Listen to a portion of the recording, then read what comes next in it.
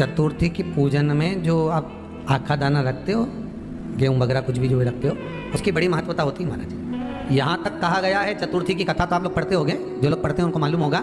चतुर्थी की कथा में लिखा है,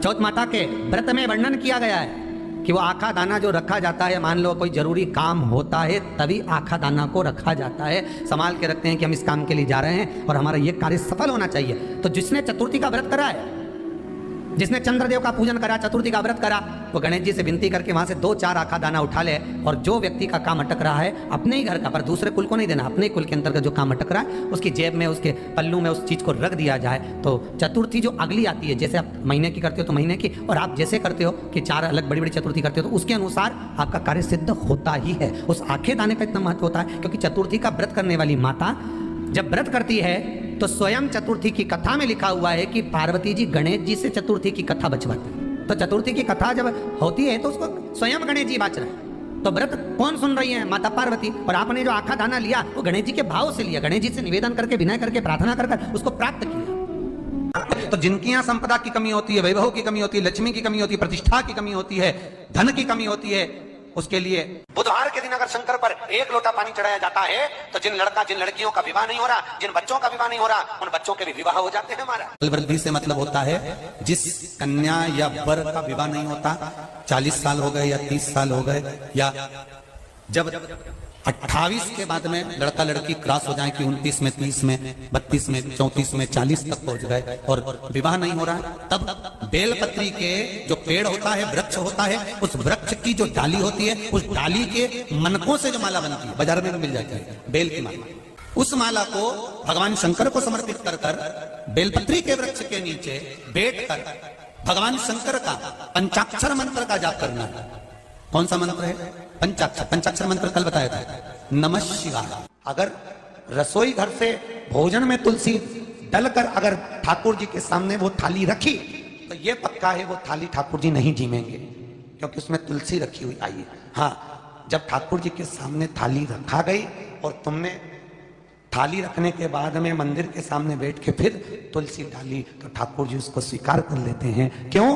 क्योंकि 33 करोड़ देवी देवता एक जगह पर विराजमान है। जब हम थाली रखते हैं, प्रथम देव उस भाग को ग्रहण कर ले। जब तक तुलसी डालते हैं, प्रथम देव अपनी दृष्टि हटा लेते हैं। समय होता है, एक टाइम होता है, एक पल होता है, एक घड़ी होती है कि गणेश जी महाराज हमारे घर में आ गए।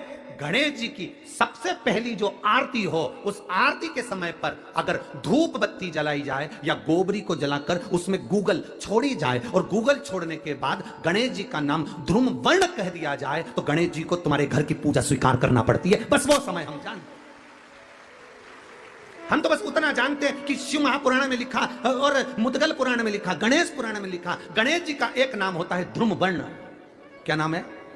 ध्रुम वर्ण गणेश जी का एक नाम होता है। जब हम धूप जलाकर और धूप लगाने के बाद में गणेश जी की सबसे पहली आरती करने के पहले अगर हम सबसे पहली आरती गणेश जी की कर रहे हो, अपने घर में स्थापना कर रहे हो, बिठा रहे हो, और तुम चाहते हो कि गणेश जी मेरे घर में आके मेरी पूजा को स्वीकार करें और जो मांगू मेरा गणेश मुझे दे 10 दिन के अंदर, तो पहला नाम लेकर पुकार लेना, ध्रुम वर्ण विनायक बैठो, बस काम हो गया। वो फिर ही होकर आता। सुंदर जोड़ी थी शंकर और पार्वती की, सही है कि गलत है? कभी नहीं झगड़ते थे। इसलिए पृथ्वी पर ना तो लक्ष्मी जी के व्रत हैं, ना ब्रह्माणी के व्रत हैं, ना इंद्राणी के व्रत हैं। अगर पूरी पृथ्वी पर सबसे ज्यादा व्रत किसके हैं? माता पार्वती। तीज का व्रत किसका? पार्वती का। चतुर्थी का व्रत किसका? पार्वती का। चौथ का व्रत किसका? पार्वती का। छठ का व्रत किसका? पार्वती का। जितने व्रत है सब माता पार्वती। गणेश जी मैया को प्रसन्न करने के लिए 8 रूप में धारण करते हैं। 8 रूप भगवान गणेश जी ने धारण किए। एक मयूरेश्वर गणेश, दूसरा सिद्धि विनायक, तीसरा बल्लालेश्वर, फिर वरद विनायक, फिर चिंतामणि, फिर गिरजात्मज, फिर भगवान गणेश विघ्नेश्वर अष्ट विनायक, फिर महागणपति। ऐसे गणेश जी के 8 नाम हुए। उस समय तिजोरी के अंदर जो गणेश की प्रतिमा रखी जाती है, किस नाम से रखी जाती है? तो तिजोरी में हम जो गणेश की प्रतिमा रखते हैं वो वरद विनायक के नाम से रखते हैं। कौन सा गणेश? वरद। वरद विनायक के नाम से तिजोरी में गणेश रखते हैं और वरद विनायक के नाम से गणेश जी तिजोरी में रखाते हैं। आपको कथा में कहा था, घर में सीधी सूंड का गणेश और व्यापार व्यवसाय ऑफिस में उल्टी सूंड का गणेश होना चाहिए। भरत विनायक को तिजोरी में, जब मकान का गृह प्रवेश होता है तो गणेश जी की पूजन जो दरवाजे पर करी जाती है उसे सिद्धि विनायक गणेश कहते हैं। कौन सा गणेश? सिद्धि विनायक। जब हम घर में शुभ कार्य हो, बंदरवाल लगाएं, कोई दरवाजे पर शुभ लाभ लगाएं या स्वस्तिक बनाएं या माताएं दरवाजे पर रंगोली डालें तो उसी समय पर सिद्धि विनायक के नाम से रंगोली डालना चाहिए, तो घर में लक्ष्मी बढ़ती है, सिद्धता बढ़ती है। याद रखिए, कभी भी गणेश जी को, मिट्टी के गणेश जी लाते हो भादो महीने में, तो विसर्जन करो तो विसर्जन के समय पर 2 बिंदी, एक कंकु की एक हल्दी की, दीवार पर जरूर लगा देना चाहिए। क्यों? क्योंकि गणेश जी हमारे यहाँ आते हैं तो रिद्धि सिद्धि के साथ आते हैं, पर जब गणेश जी जाते हैं अगर हम बिंदी नहीं लगाते हैं तो गणेश जी अपनी रिद्धि सिद्धि को साथ में लेकर चले जाते हैं। पति के साथ पत्नी वापिस चली जाती है। जब हम बिंदी लगाते हैं तो उसका मतलब होता है कि हमारे घर की बहू हमारे घर में रहे, बेटा भले भ्रमण के लिए जाए। तो गणेश जी जाते हैं, रिद्धि सिद्धि घर में रह जाती है। इसलिए रिद्धि सिद्धि को घर में रखने के लिए 2 बिंदी लगाना चाहिए, एक कुंकू की एक हल्दी, रिद्धि सिद्धि। गणेश जी की प्रियता है दुर्वा। क्या प्रियता है? दुर्वा।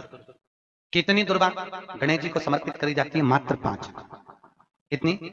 आज के जमाने में लोग गट्ठा बनाकर चढ़ा दें, वो अपनी जगह पर 5 दुर्वा पंचम इंद्रियों को वश में करने के लिए और भगवान के 5 जो स्वरूप हैं उनको अपने भीतर उतारने के लिए 5 दुर्वा। और दुर्वा में भी 3 गांठ। जब दुर्वा समर्पित करी जाती है तो उसमें नीचे दुर्वा की डंडी पर गांठ रहती है, 3 छोटी छोटी गांठें होना चाहिए। चतुर्थी का जो व्रत करने वाली होती हैं, जो चतुर्थी का पूजन करने वाली होती हैं, उनके भीतर का एक भाव होता है कि जैसे ही शाम का समय आए चंद्रदेव का पूजन करें, चंद्र जब प्रकट हो जाए, कलश भर लिया, उसके नीचे आखा दाना रख दिया, चावल गेहूं जो भी आप रखते हो पूजन के लिए, ऊपर पात्र आदि रख दिया, जलाशय, फिर अपन ने घी का दिया लगाकर पूजन भी कर ली। तो जो चतुर्थी का पूजन करने वाली होती है, जो चतुर्थी का नियम व्रत धारण करने वाली होती है, बड़ी बड़ी चतुर्थियां करती हैं या उसका नियम धारण करती हैं, तो चतुर्थी का जो पूजन करती है वो किस चीज के लिए होता है? केवल संतान, पुत्र, परिवार, हमारा कुटुंब, हम जिस कुल में हैं, हमारा कुल वैभव की ओर बढ़े, संपदा की ओर बढ़े और उसकी आयु बढ़े, उसकी आयु बढ़े, वैभव बढ़े। बहुत ध्यान दीजिएगा महाराज, चतुर्थी की पूजन में जो आप आखा दाना रखते हो, गेहूं वगैरह कुछ भी जो रखते हो, उसकी बड़ी महत्वता होती है महाराज। यहां तक कहा गया है, चतुर्थी की कथा तो आप लोग पढ़ते होंगे, जो लोग पढ़ते हैं उनको मालूम होगा, चतुर्थी की कथा में लिखा है, चौथ माता के व्रत में वर्णन किया गया है कि वो आखा दाना जो रखा जाता है, मान लो कोई जरूरी काम होता है तभी आखा दाना को रखा जाता है, संभाल के रखते हैं कि हम इस काम के लिए जा रहे हैं और हमारा ये कार्य सफल होना चाहिए। तो जिसने चतुर्थी का व्रत करा है, जिसने चंद्रदेव का पूजन करा, चतुर्थी का व्रत करा, वो गणेश जी से विनती करके वहां से 2-4 आखा दाना उठा ले, और जो व्यक्ति का काम अटक रहा है अपने ही घर का, पर दूसरे कुल को नहीं देना, अपने ही कुल के अंतर्गत जो काम अटक रहा है उसकी जेब में, उसके में उस चीज को रख दिया जाए। तो चतुर्थी जो अगली आती है, जैसे आप महीने की करते हो तो महीने की, और आप जैसे करते हो कि 4 अलग बड़ी बड़ी चतुर्थी करते हो तो उसके अनुसार आपका कार्य सिद्ध होता ही है। उस आखे दाने का इतना महत्व होता है क्योंकि चतुर्थी का व्रत करने वाली माता जब व्रत करती है तो स्वयं चतुर्थी की कथा में लिखा हुआ है कि पार्वती जी गणेश जी से चतुर्थी की कथा बचवाती। चतुर्थी की कथा बाची किसने थी? स्वयं गणेश जी महाराज। और सुनी किसने थी? माता पार्वती। बाचने वाले गणेश जी थे, सुनने वाली माता पार्वती। तो चतुर्थी की कथा जब होती है तो उसको स्वयं गणेश जी बाच रहे हैं। तो व्रत कौन सुन रही है? माता पार्वती। और आपने जो आखा दाना लिया वो गणेश जी के भाव से लिया, गणेश जी से निवेदन करके, विनय करके, प्रार्थना करके उसको प्राप्त किया। जितने आस्था चैनल पर कथा सुन रहे हो, जितने फेसबुक और यूट्यूब पर सुन रहे हो, और जितने इस छत्तीसगढ़ की पावन धरा पर बैठकर सुन रहे हो, बहुत सावधानी से सुनना। एक छोटा सा कपूर का टुकड़ा जब आरती में जलाया जाता है तो ये कपूर क्यों जलाते हैं? इस कपूर का महत्व क्या है? इस कपूर का कारण क्या है? ये कपूर है कौन जिसको हम आरती में जला? क्या जरूरत है इस कपूर को आरती में जलाने की? क्या जरूरत है इसको यज्ञशाला में जलाने की? क्या जरूरत है इस कपूर को पूजन में जलाने की? स्वयं गुरु बाबा कहते हैं, यदि कोई आरती में, पूजन में, घर में एक कपूर का टुकड़ा आरती के बाद में जब समर्पित करेगा तो उसको अश्वमेध यज्ञ का पुण्य प्राप्त हो जाएगा। अश्वमेध यज्ञ के पुण्य को पाने के लिए कपूर का टुकड़ा आज भी आरती में जलाया जाए। एक कपूर का टुकड़ा सुख का, इसीलिए हमारे यहाँ शास्त्र कहता है महाराज, जब आपको घर में अगर ऐसा लगने लगे कि 15 दिन से बहुत बेचैनी है, बहुत दुख तकलीफ लग रही है, कोई ना कोई बीमार पड़ रहा है, कुछ ना कुछ तकलीफें लग रही है, तो एक पीपल का पत्ता ले लो, उसके ऊपर कपूर का टुकड़ा ले लो, सारे घर में घुमाकर उसको दरवाजे के बीच मध्य में जलाकर रख दीजिए। थोड़ी सी जला 20 से 25 मिनट के अंदर मकान में एनर्जी वापस आ जाए, उस भवन में एनर्जी वापस हो जाए। 20 से 25 मिनट के अंदर एनर्जी वापस। लग रहा है कि यहाँ नेगेटिव है तो उसको पॉजिटिव बनाया जा सकता है। रात को 12 बजे शंकर जी के मंदिर में शिवलिंग पर चढ़ी हुई बेलपत्री को उठाकर शंकर मंदिर का शिखर देखकर चबा चबा कर खा लीजिए। आपके पाँव के घुटने बदलने की जरूरत नहीं पड़ेगी, ऑपरेशन की जरूरत नहीं।